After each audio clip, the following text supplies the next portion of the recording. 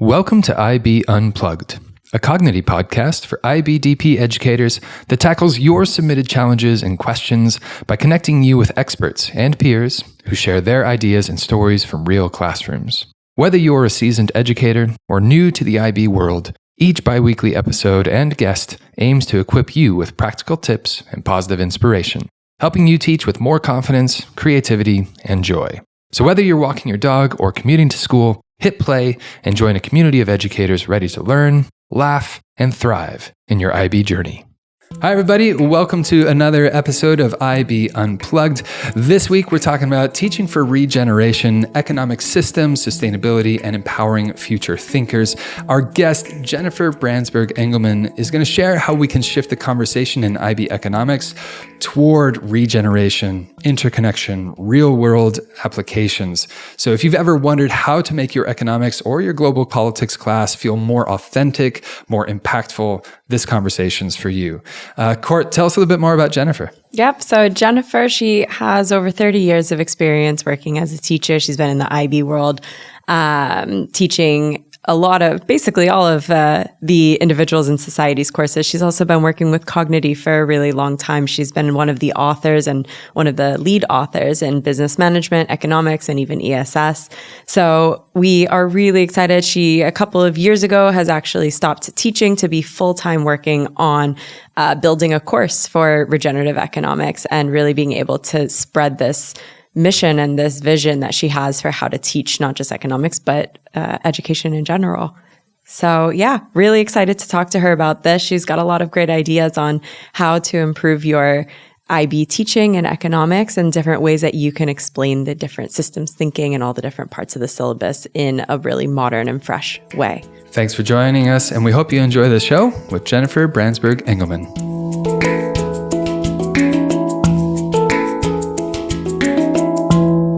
Hi, Jennifer. Welcome to IB Unplugged. Hi, Courtney. Thanks for inviting me. Thanks for being here. Great to work with you again and excited to have this conversation around economics. Yeah. Do you want to first kick off talking a little bit about maybe giving a background on how you've been working with Cognity, what you've been doing in the past? Yeah, sure. I've actually got quite a funny story around that because our school, the school where I used to work, Strothoff International School, was a fairly early adopter of the Cognity books. Mm-hmm. And I was really excited when they came out and started using it in my economics class. And one of the things that I just loved was the feedback function. And I gave lots of feedback on the book. And this was in the early days when the feedback wasn't anonymous. So everyone who saw it knew who it was coming from. And I remember a few years after we started using the book, I was in, it was at one of the IB conferences. I can't remember where it was, but I went over to the Cognity table because I wanted to introduce myself and say hello. And I introduced myself and they said, "Oh, it's you." Oh, it's you. You've done all these things.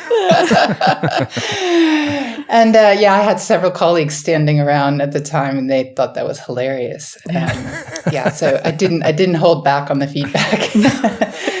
But anyway, I really enjoyed using the books and obviously providing the feedback as well. But then, later was just really grateful to be involved with textbook writing. And I think you and I, Courtney, we worked on the economics book. Yeah, exactly. First, and then later. So I was a co-author for that one, and then later went on to be the lead author for the business management book, the most recent one, and also lead author for ESS, Environmental Systems and Societies. And just so grateful for that opportunity to work on these books, because actually the work that I'm doing now in regenerative economics would not have been possible without the experience that I had writing those books with Cognity. So, everything from, knowing what a manuscript looks like and what goes into a manuscript and how long it should be and how it should be written and the importance of a hook at the beginning and also just the size of the work, like how massive a piece of work it is, and that knowing going into this project about regenerative economics, that knowing how big that work would be and how much it would take was actually just really good to go in with open eyes that way. So anyway, thanks for the opportunities. And getting all the returned feedback that you were giving is now coming full circle. Now I'm on the other side of it.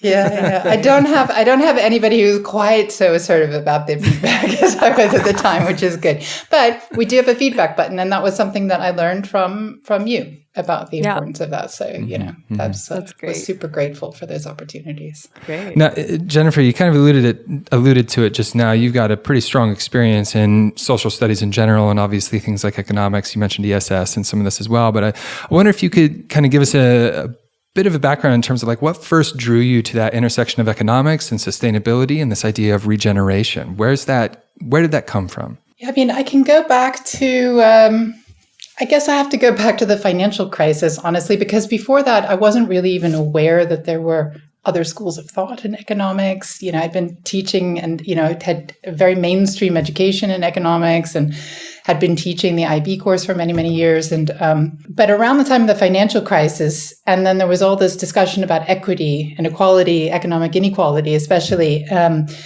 I around that same time, I also had some time out from teaching for a year. And so I was able to really step back from the syllabus at the time that there was this big upheaval and then discussions about economists getting it all wrong.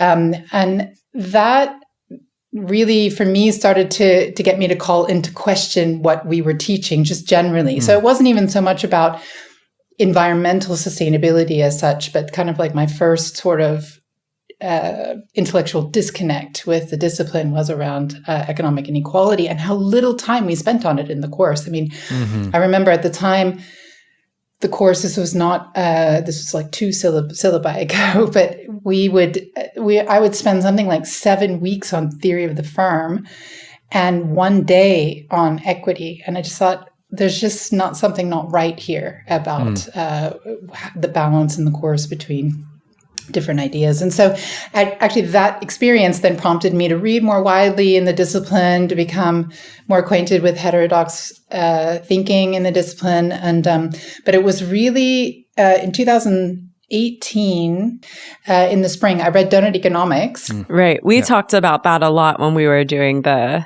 last economic syllabus. Yeah. Yeah, exactly. Because that syllabus, we were doing that not long after that book came out. And it was really too late to get those ideas into the syllabus because the syllabus was just too far along at the time, although it was mentioned in the teacher support materials. But that book for me was really paradigm shifting. So because it just brought together so many of the different things I had been reading from several different sources. And because it's the 7 ways of thinking like a 21st century economist, it was just really laid out like, this is the old way of thinking. This is a new way of thinking. And for me, that was just super helpful to make that shift. And then after I read that book, I was looking for all kinds of opportunities to start integrating this kind of thinking into my own teaching and to teach others about it. And that's what drove me actually to try to write for Cognity, because I thought, okay, it's too late to get this stuff into the syllabus. The syllabus design process is years and years and years long, and it was too late for that. But if I could get involved with writing the book, then we could bring it in anyway. John, Jennifer actually told, when we started working together, it was the only time that I've ever actually been given a homework assignment by an author. She's like, you need to go read this book and then come back to me and we can work together. In my head right now, I'm just like, Jennifer, what I like about you already, Jennifer, is you strike me as somebody who doesn't just put up with the status quo. You see something that needs shifting and needs to be changed, and you just take action on it. Whether that's, okay, there's clearly something we're missing in this curriculum, let's make it happen. Or I really appreciate that. And I think that's great. The idea to like, let's take action on something and let's make something better than it was, because otherwise who else is going to take action on it? I think that's a super inspirational thing. Yeah, I appreciate that a lot. Thanks. Yeah, I mean, actually I can build on this a little bit. So like, because that book and then, working for Cognity on, the economics book and being able to weave some of that in, that was really empowering. And that kind of like really got the ball rolling as well. And because of the work that I had done, then 2 student organizations in the UK, Students Organizing for Sustainability and Teach the Future, approached me back in 2022 to work on a project that they were running. It was called they called it the Track Changes Project. And basically, what they wanted to do was to get academics and teachers to rewrite the entire national curriculum for England to include sustainability in every single subject and every single year level. And their thinking is that if you can rewrite all those documents, I mean, each syllabus is only like 7-8 pages long, but if you can structure it and you can get the sustainability in there, right, then when it's time for a curriculum review, they would have all these documents ready and be like, okay, here, look, we've done all this work for you. This is how you can get sustainability into the entire national curriculum. Mm-hmm. So I was asked to work on economics and also business. And, when you're trying to integrate sustainability into other kinds of courses, it might not be that difficult. Maybe you can just change wording here and there, slide in a few things. But economics needed a complete rethink from the ground up. And so I asked Kate Rayworth, who's the author of Generative Economics, whether she would help, and she agreed. And she brought in a few more academics, and I brought in a few more teachers. And then together we rewrote, first of all, the GCSE syllabus for economics, and then later the A-level syllabus. And we also worked on the business studies syllabus as well. But that, believe it or not, is not as hard to fix, to be honest. Economics, though, because it is grounded in so many models that have really damaging assumptions behind them, is just, needed a complete rework. So we wrote that and we published that syllabus in May 2023. And then that month, I also left my job as a full-time teacher to work full-time on trying to bring this project to life. So not just leaving it as a piece of paper somewhere on somebody's desk, but really trying to bring the curriculum to life, develop materials, start trying to campaign and support education institutions to make curriculum reform, but also to support teachers on the ground. And so that's what I've been working on basically since May 2023. I mean, you spoke earlier about the importance of writing a good hook at the beginning of a chapter in the book. And I think this is sort of a great hook into what we want to be talking about today. I mean, obviously, you've got this wealth of experience and somebody who's been kind of right at the foundational aspects of embedding regenerative economic systems thinking into curriculum. And I know that's really what we want to talk about today. So let's dive into effectively kind of the first segment or the first part that I think we want to talk about, which is this idea of just like rethinking economics through that regenerative lens. So I have to admit, this is one of the first times I've heard about this, but I am also a biology teacher and not so close to economic theory as well. Can you just help me understand what is regenerative economics? How is it different than, I guess, traditional models of economics? I think first it's probably helpful to have a view on what our current courses look like, because then I can sort of, give you the contrast with this different approach. You mentioned as a biology teacher that you don't have this background, but what's really interesting, actually, the approaches to regenerative economics are really all about thinking about how our economies can function more like nature. And there are segments in it that refer to biomimicry. So looking at the way nature functions and making sure that our economies function like nature, because we are living organisms like every other living organism on the planet. We're not special in that regard. And our economies, the way we go about meeting human needs, have to function within planetary boundaries and within system limits, within the limiting factors of ecosystems. Like, we're not special. And so that requires like a real rethink. So you would be very familiar with all this as a biology teacher. Yeah. Well, because you mentioned the donut economics, that's the general idea of we're consuming or we're taking on more than we can actually work with, right? That general idea of like we're consuming more than we can actually replace. Yeah, I mean, I can talk about the donut economics model maybe in a few minutes, but I'll be talking about actually a different model called the embedded economy model first. But I'm going to back up even further actually now and go into the way we view the problem with our current economics courses. And the IB course is somewhat better than many economics courses around the world, which we can be thankful for, but it still has the same problems that I'm going to talk about now. So the basic problem with these courses is that they draw a very narrow systems boundary around markets. So if you can picture like a circle with big word markets in the middle, we treat markets in these courses as though markets are the economy. Yeah. And when we draw this narrow systems boundary around it, what it means is that we either marginalize or completely ignore a lot of non-market activity that is really important for the economy. So if you can think again about that systems boundary around there, the state is something that we talk about and cover in our courses, but this is outside that systems boundary. So we even use words that make this very clear that this is the mental model that's being used. Like the state intervenes in the economy. We use this word. Intervention is actually one of the key concepts of the IB course. So the word intervention seems to suggest that it's somehow out here. They're disconnected. It's disconnected somehow, and it intervenes.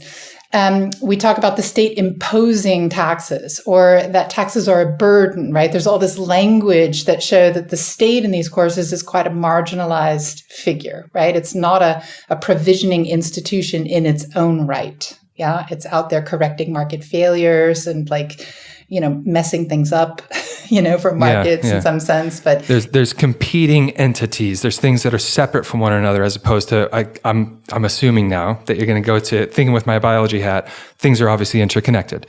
So one thing obviously impacts the next thing, and therefore to treat them isolated is to not recognize the whole system. I'm guessing. Yeah, is that where we're going? Yeah, okay. Exactly. So the state is marginalized. We also marginalize the rest of society and Earth systems, right? In fact, we even have a word for these in our courses. We call them externalities, right? Again, this language of separation, that these things are external to what we think about as being the economy. And we don't even have a language to talk about society and the natural world except through the lenses of markets. We talk about them as market failures, right? They're not even like their own thing. They're failures of markets to address these things. It's just crazy. So then again, thinking about this systems boundary around markets, society, Earth systems, the state, marginalized, but they are at least addressed. But there are two really important provisioning institutions that are completely ignored. And one is all the unpaid household care and domestic work. So households are themselves a provisioning institution. They provide for human needs. And the commons. So this is all the self-organized, community-organized managing and sharing of resources, the co-creation of rules around managing resources that is happening in every single community around the world. It's particularly important in indigenous communities. It's been the main way of human organizing for most of human history, right? But we barely touch on it. And when we do, we only talk about the tragedy of the commons, as though it's not possible for human beings to actually organize to share resources, right? Yeah. So this is this marginalization and sort of ignorance of other provisioning institutions is a huge problem in these courses, a huge limit in the way we teach economics. Like the model's very isolating, right? All these things are isolated, and they don't.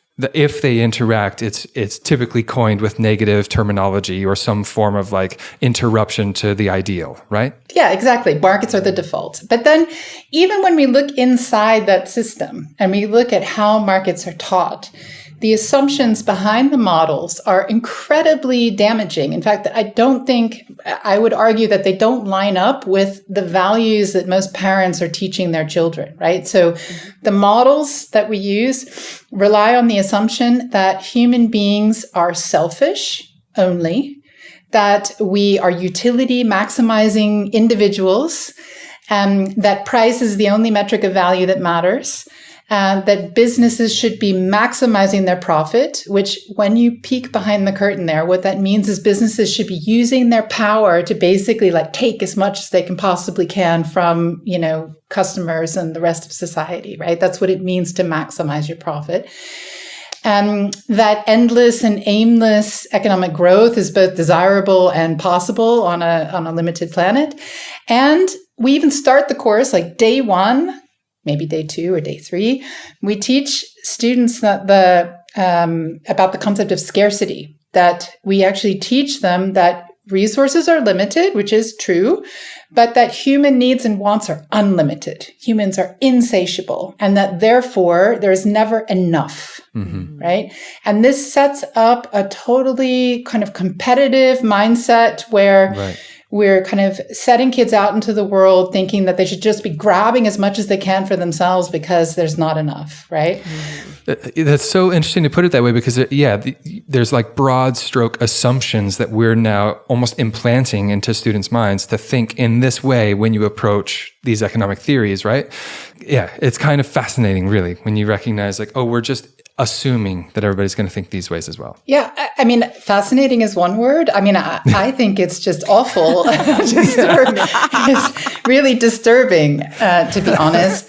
But, you know, I mean, the cool thing about it, if you want to like paint it with like a really interesting, like fascinating brush, is that it gives you like a really great. I'm feeling the feedback, Jennifer. I'm feeling it.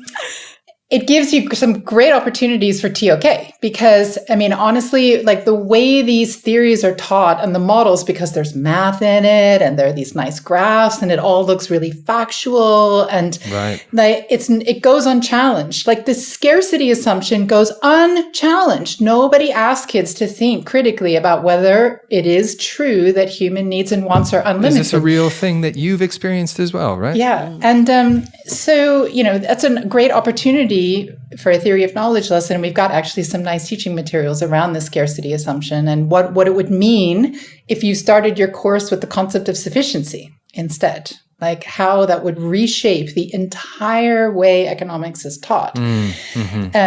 So anyway, so the good news is that there's like really some cool opportunities for theory of knowledge if you are open to these different ways of thinking.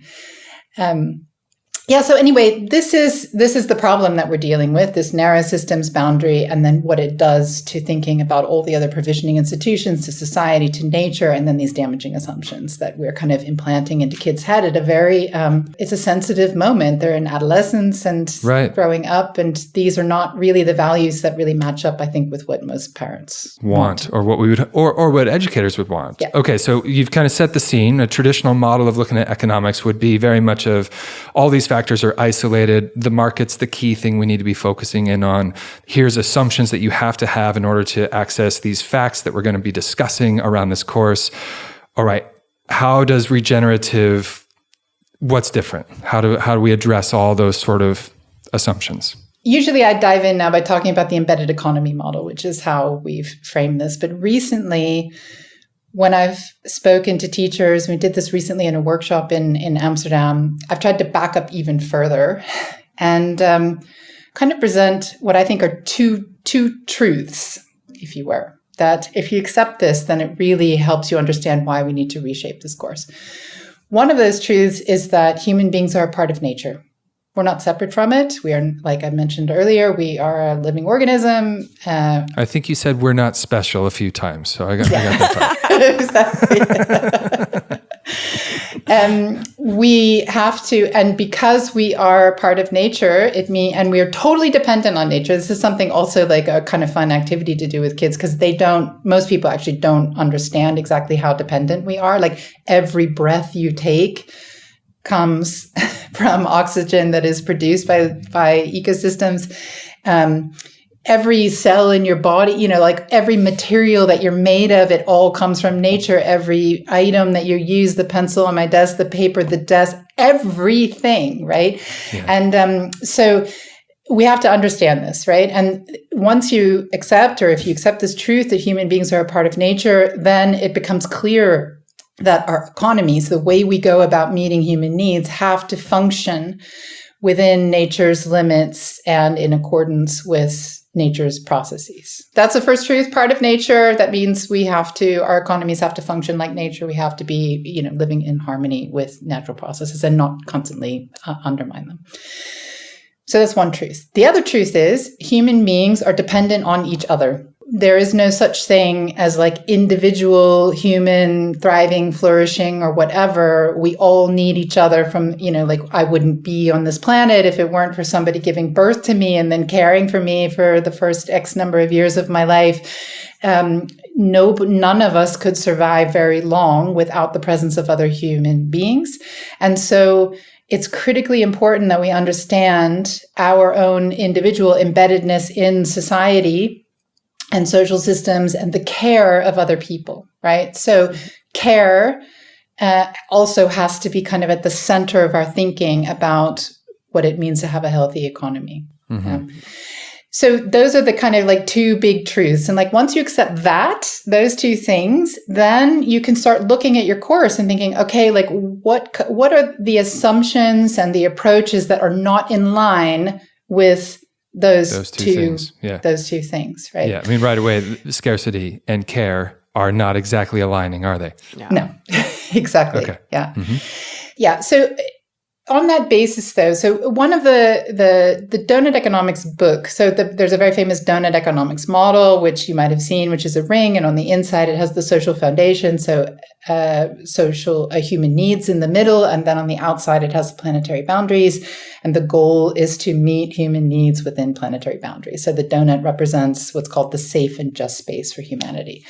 So that runs through the entire book. So we're constantly coming back to that model and thinking about both the tensions and opportunities between these social foundations and planetary boundaries. But the book itself and all the work that we're doing is actually structured on something called the embedded economy model. And that embedded economy model, as it's drawn in the center, you have the economy, and the economy has markets in it still. So we haven't given up on markets completely, but we've kind of reduced them to make space for households, the commons, and the state. So each of these, we call these provisioning institutions. These are ways of organizing for human needs. And they have different logics to them. So the profit logic of markets is different from the care logic of households, right? So the relationships in those institutions are different, and the behaviors of human beings are different. But we give them roughly equal airtime in the course. So, we don't pretend that markets are the center of everything and we're just going to touch on the other stuff. We give them equal airtime, and we actually start with households. After the introduction to the course, the first thing we talk about is households, because without all the unpaid household care and domestic work that happens, nothing would happen in any other part of the economy. Yeah, it's absolutely foundational. And again, shows the importance of care in our economy. So we have these 4 provisioning institutions. And then those institutions are then embedded in social systems. And so we include in this course, which is very different from the course, the IB course or any other economics course, is that we welcome the discussion around values, around power, the role of narratives, history, law, politics, culture, social norms. These things are really woven through the course, which makes it a much more interdisciplinary endeavor than it currently is at the moment. And then the economy and society then are embedded in Earth systems. So again, showing our complete and total dependence on energy and matter from those systems and processes from those systems. And the fact that, as we meet human needs, everything we do also has an impact on those systems in terms of generating heat and waste that then can disrupt them if those systems, if they're too great. So, so the course, basically, instead of being oriented on microeconomics and macroeconomics and international, has kind of more sections to it. There's an introduction that kind of helps students understand this embedded economy. And then it goes into each of the provisioning institutions, so households, markets, commons, and state. So there's topics on each of those. And these are not treated as isolated topics. So everywhere it's all about the relationships between them, the role of power, inequalities, right, woven through the whole thing. And then we have a topic on money and finance, and then a 7th topic on international exchanges. Mm-hmm. And we also have a separate topic on systems, not because systems can be treated as separate. Systems thinking is woven throughout the whole course, but we wanted to make sure to provide some distinct resources to help teach systems thinking as a part of that too. So that's broadly speaking how it's different.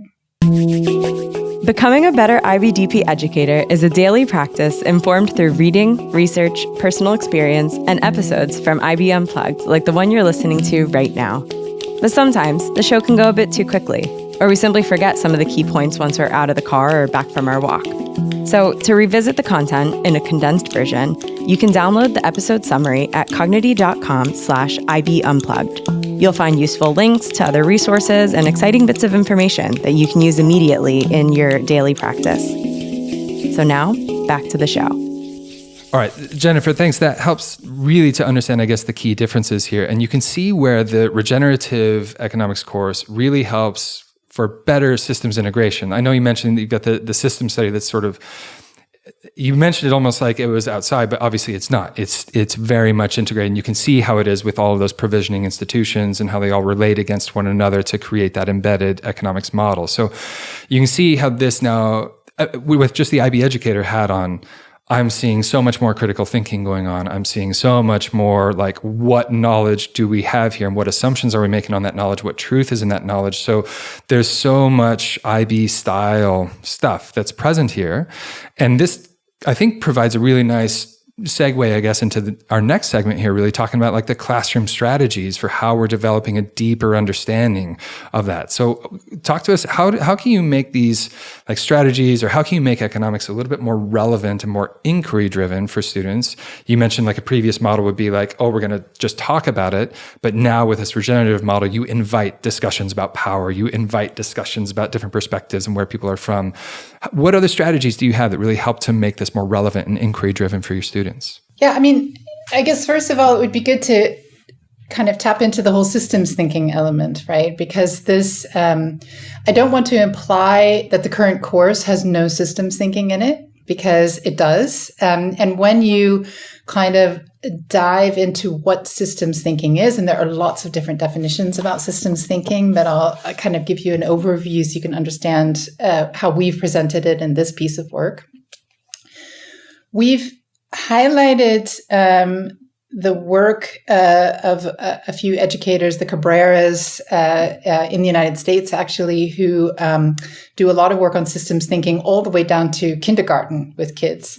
And they have developed a framework that's called DSRP, and that stands for distinctions is the D.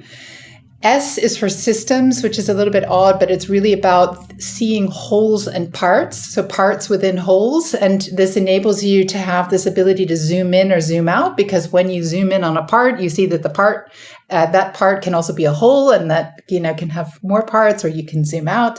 So this allows a kind of zooming in and zooming out on an issue. So this DSR is relationships, so seeing how things are connected to one another through different kinds of relationships. And then the P stands for perspectives. And what I think is interesting about the way they frame perspectives is that a perspective is a particular view on what distinctions are visible, how, like at what point you've zoomed in or out on the issue, and what relationships you see. And I find that just really intriguing to think about perspectives in that way. Mm-hmm.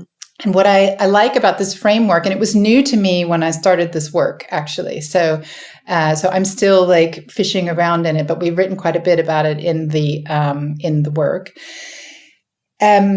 What I like about it is that, so they describe systems thinking as an emergent property of these 4 simple moves, they call them. Yeah. Mm-hmm. And because these individual moves are so simple, you can be doing these explicitly with children from a really young age. I mean, kids from a very early age are making distinctions. They're seeing relationships. They see parts and wholes, and they can already see perspectives, right? And so kind of fostering these 4 moves in the way they're combined, you know, brings about then systems thinking as a kind of emergent property from those 4 elements, which, I find that just a really attractive way of thinking about systems thinking.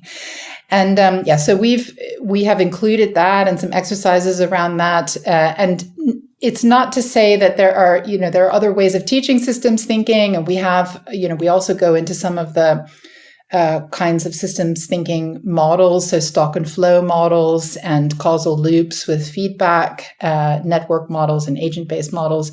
So those are all there as well. And you could teach some of those without doing this DSRP, but we felt it was really important to put that in there just because it helps teachers and students both see that they're already doing systems thinking, but just to kind of make it a little bit more deliberate in a way. Yeah. So if you're an IB teacher teaching systems thinking, but you want to take on this lens, like, could you give an example of the kind of proposed shifting ways of teaching this? Yeah, I mean, I would just say that most of the time when teachers teach about systems, they will define what a system is, right? That it has parts, relationships, and a function.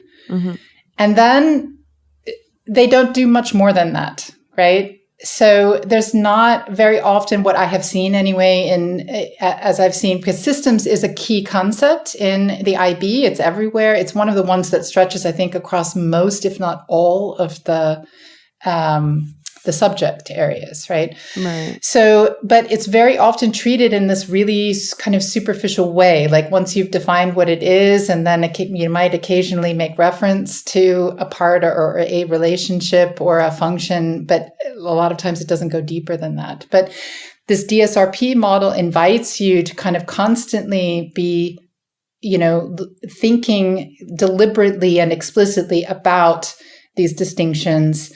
Zooming it, let's zoom in, let's zoom out, let's see what are the parts. If we zoomed in a little bit more, then what would be the parts, or the different kinds of relationships. So like in the regenerative economics, for example, like even the embedded economy model, I mean, let's look at that for a second, right? So, the old model of economics identifies markets as like the economy. So there's this like one main piece, and then they draw a narrow systems boundary, and then there's all this kind of other stuff that's sort of outside of it that either we're going to like not touch on much, or we're going to completely ignore, like the households, right? But once you bring in more and deeper systems thinking, then you realize that there are more parts involved. Basically, what we've done with this course is we have zoomed out, right?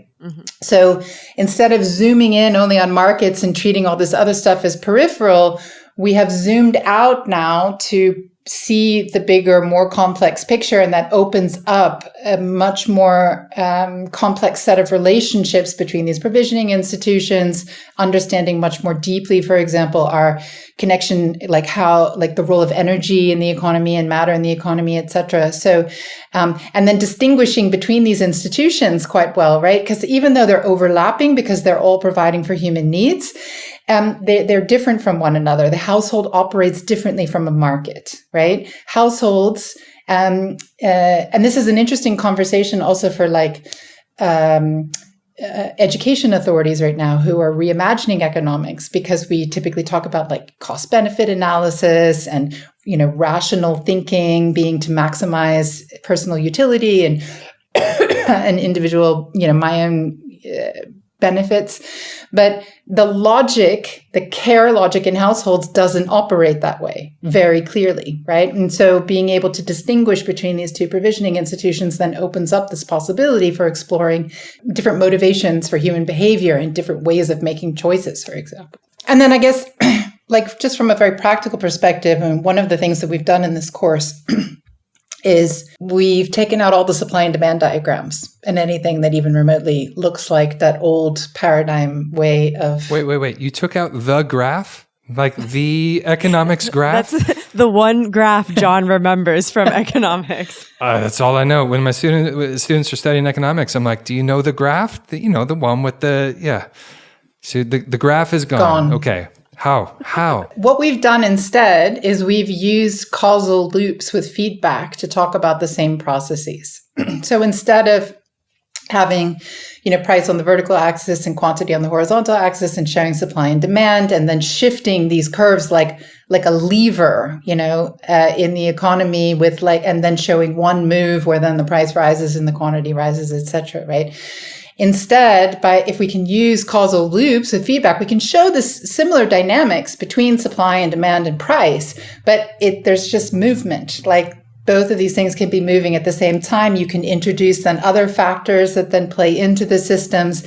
It's just a much more dynamic, complex picture, and it doesn't give students a false understanding of how precise the impacts are, right? It just, because, when you shift the demand curve out, and price rises and quantity rises, then students kind of stop thinking there, right? Yeah, they think it's one thing affects the other without recognizing the multiple sort of scattered effects that can happen from this. And that, now I can reconnect with this now, because that's obviously very biological, right? One sort of action here is going to ripple all sorts of things elsewhere as well. So yeah, you can definitely see now where you're getting into not just one variable affects another variable, but multiple things are now integrated. And here's, I guess, where this systems thinking is very clearly embedded across all of these different things that we might be considering, right? Yeah, absolutely. And like systems, these causal loops with feedback, also have their limitations. Anytime you have a model and you're working with a model, there are things that you've left out and not included, and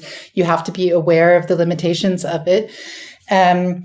But these causal loops with feedback are just a much more, I think, effective way of getting across the idea that markets are a complex, dynamic system, adaptive system, that there are many factors involved. And it can also be much more effective at trying to capture, and this is one of the points of having these diagrams to begin with, is capturing students' mental models of how things work, right? That's the main advantage of it. You put it on paper, not because when you put it there, that's what it is. It's just, this is the way I'm thinking about it. And then it invites other perspectives.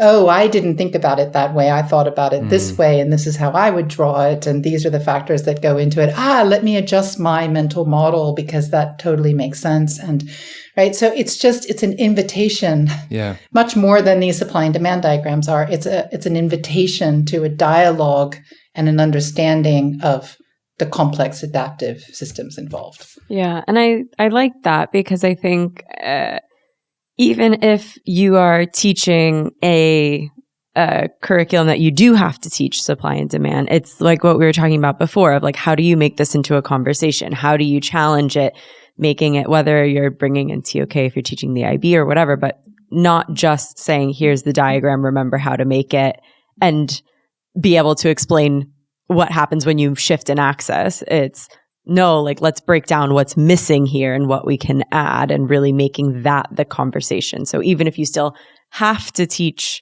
supply and demand, which I would imagine a lot of teachers do still have to teach these graphs, it's how do we have a more constructive conversation around them as well? Yeah, I mean, look, I wouldn't suggest necessarily that IB teachers like throw out everything. Yeah, and start using causal loops, because actually it challenges students' way of thinking. Like, I'll just give a concrete example of this. Like, if you have, let's say you have this question of like, I don't know, Taylor Swift comes to town. She announces that there's going to be a concert in Frankfurt where I live. What's going to happen to the demand for hotel rooms, right? So this would be kind of like a typical little question for economics students. So the demand increases for the hotel rooms. This makes the price go up, and the quantity demanded and supplied of hotel rooms rises, right? You get this nice new equilibrium point. Right? You get the graph. You get the graph, yeah. But one of the things that I find really problematic about doing supply and demand that way is the way these graphs make it seem as though that's a law of nature almost, that like demand rises and therefore price rises. It's just the market, right? But there are real human decisions and choices that cause, if the price does rise for hotel rooms, that causes that to happen, right? It's not a law of nature. It's not necessarily the case that if demand rises for hotel rooms, that prices have to rise. There are choices involved. Even if you've got an algorithm set up for what is it, the dynamic pricing, right? So when demand rises, then these hotel rooms suddenly become more expensive. Somebody programmed the algorithm to do that, right? Right. It was a deliberate decision. And these decisions about whether or not to raise price in the face of rising demand are related to power and how power shifts. So when Taylor Swift announces a concert, and more people want to come to Frankfurt and need hotel rooms, then this shifts the power balance towards the providers of the hotel rooms. They have more pricing power.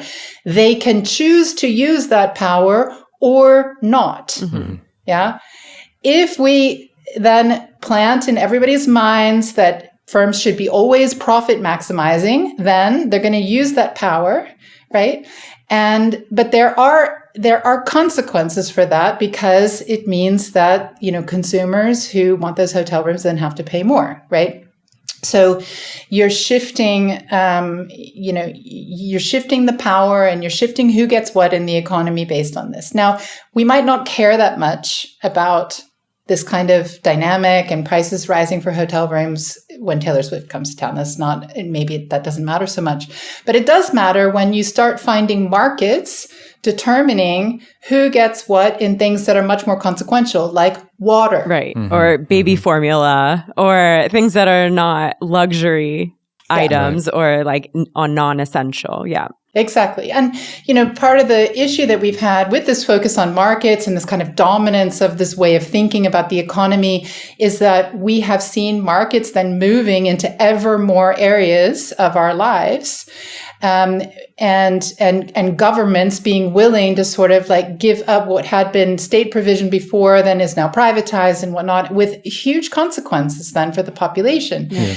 And therefore we have to make these power relationships and the ethical choices around pricing and markets then visible. And I just do think that using these causal loops with feedback then opens up much more of a possibility for integrating discussions around how power might shift and what that might mean. And it's just, it's just a much less limited framework for understanding markets. Well, and it really enhances those two truths you were talking about before, because if you are stuck just on that market thinking, you do continue to think that humans are separate from nature. You do tend to think that humans are divorced from their ability to care for other things. But as you've been describing this model and this approach to thinking about economics differently, constantly in the back of my head is the IB mission, to develop inquiring, knowledgeable, caring young people who are committed to creating a better, more peaceful world through intercultural understanding and respect. When we talk about intercultural understanding, that's systems thinking. When we talk about care, it's what you're mentioning here with the idea like, I don't have to respond based off of the market model. I can respond based off of a systems-oriented approach, recognizing that I can zoom in or I can zoom out on this particular systems thinking. I can keep ideas relatively distinct to understand them, but they're ultimately connected, and I have to see these relationships to use that DSR perspectives to keep those things all together.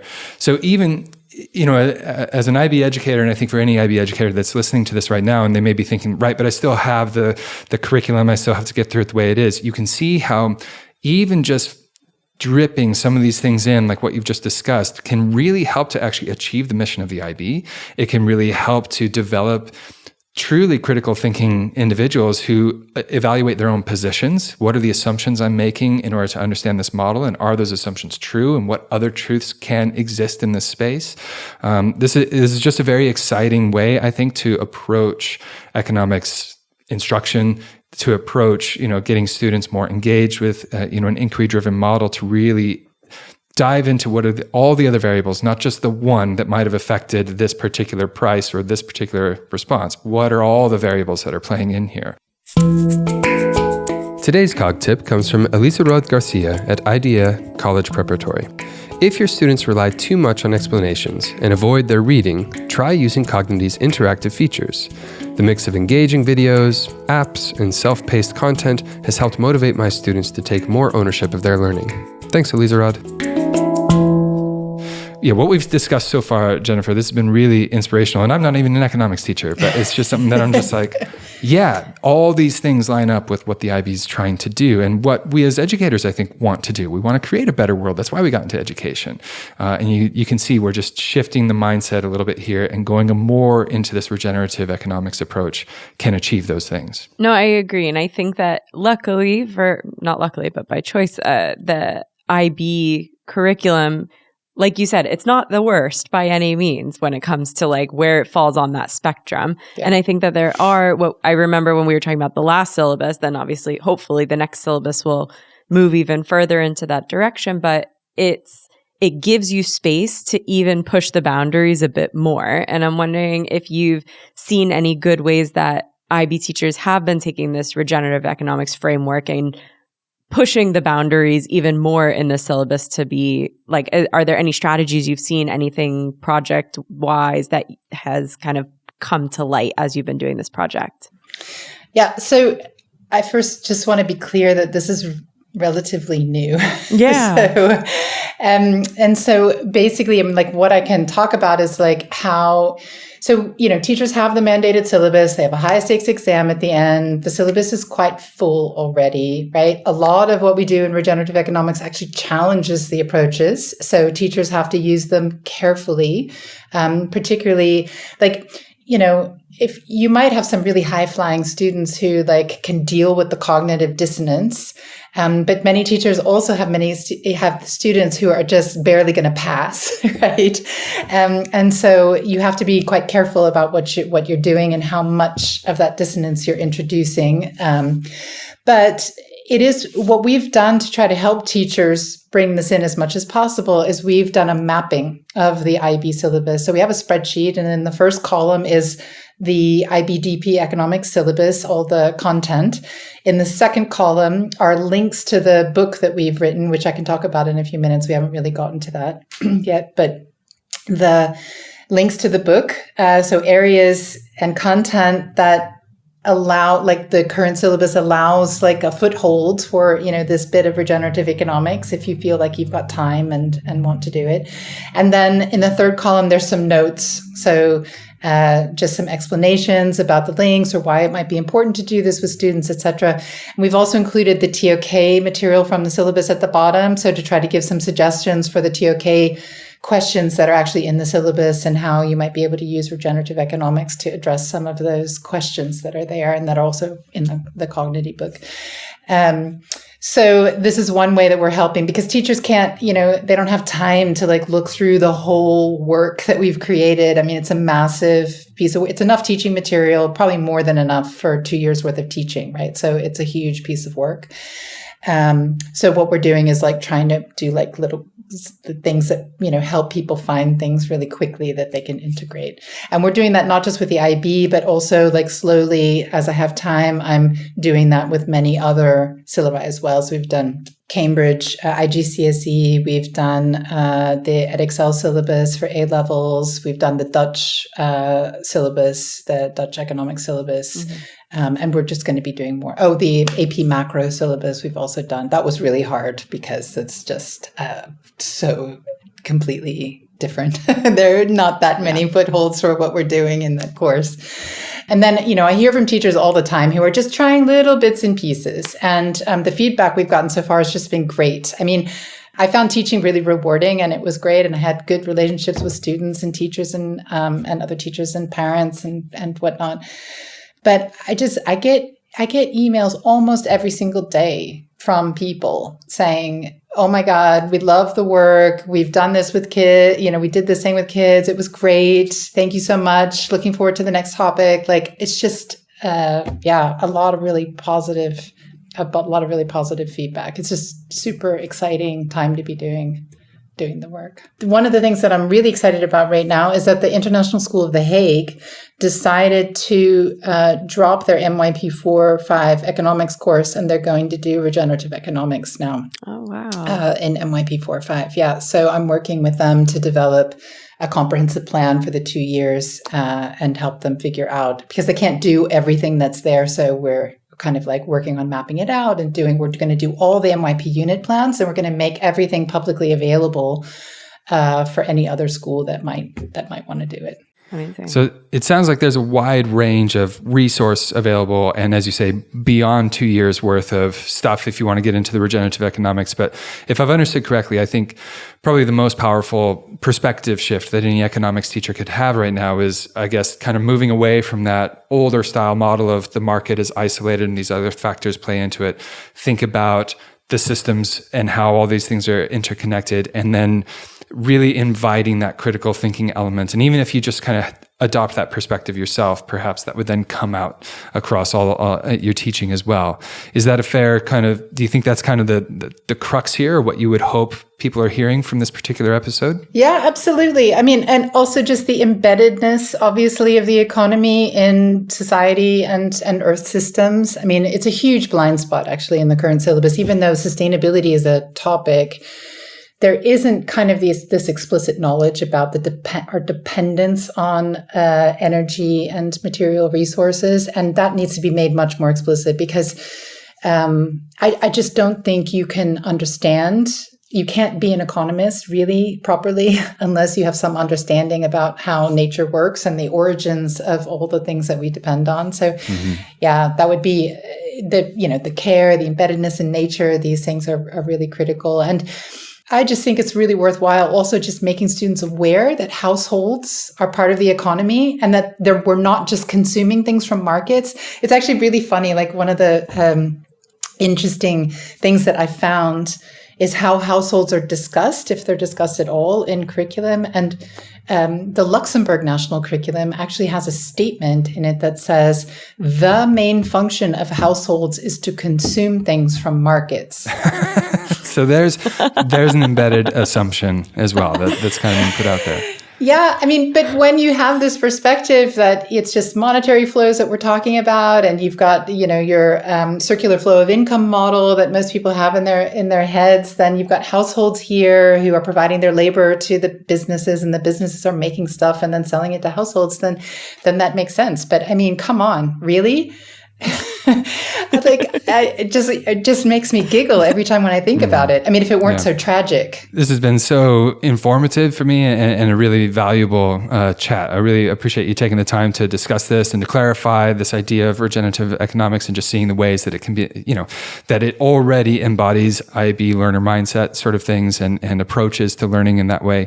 I think it's a very inspiring discussion, as we've just said. So thanks so much for taking the time to talk about this with us. Really, really appreciate it. Jennifer, I think that we've talked a lot about different models. You've started going into a bit of the book that you're making and some of the different resources, the crosswalk between the IB and between the regenerative economics courses, things like that.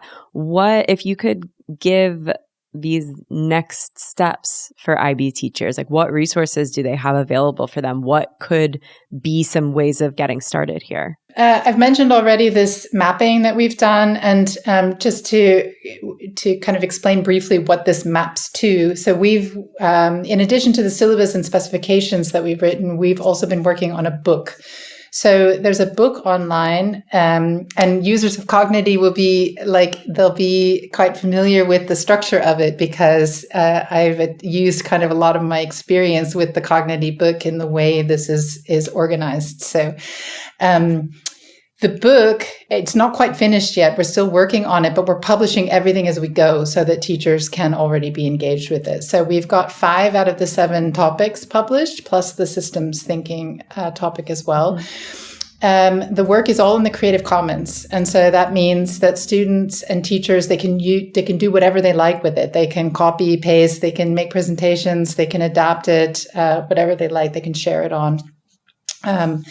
So it's all there for them. And you've got basically a text, and then you've got activities are also embedded in the book. And we've tried to be very practical. So there's like classroom activities that will work inside one period.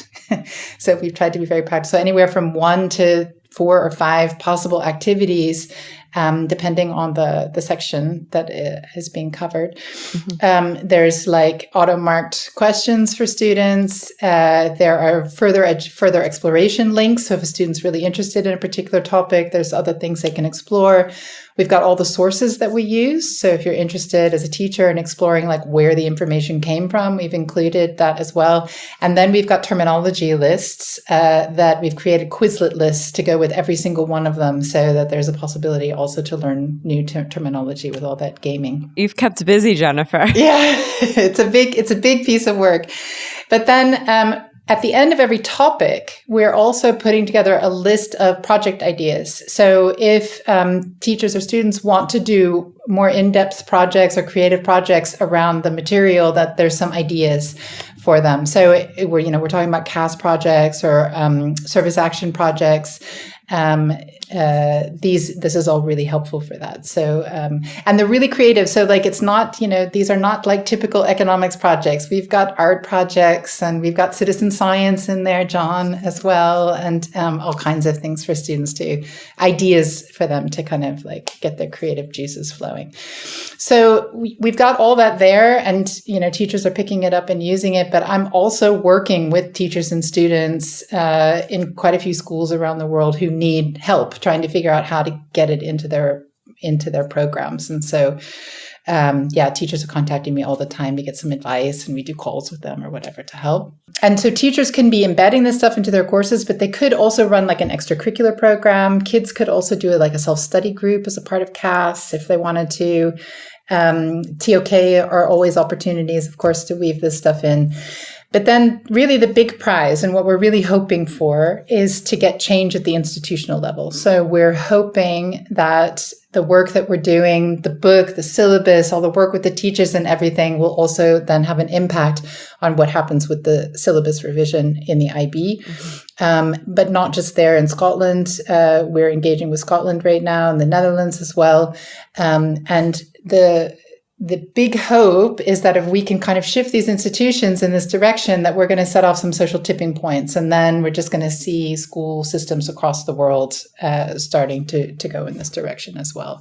So I would just say too to teachers, if you have any opportunity to get involved, if you find these ideas interesting and you like these approaches, to get involved with that IB process, that's really helpful. Or just telling us what you're doing, it helps us then make it visible to the people who are involved with those processes as well. So amazing. I love being able to end these episodes with actual next steps that people can take. We'll make sure that we have all of the links in the description for the podcast, and be able to, make it really easy for people to kind of jump into this and see what they can do with their IB classes. Thank you. Thanks for giving time to it. I appreciate it. Of course. Thank you. And I know this is the most John's expressed interest in individuals and societies in his entire biology career. That's not fair.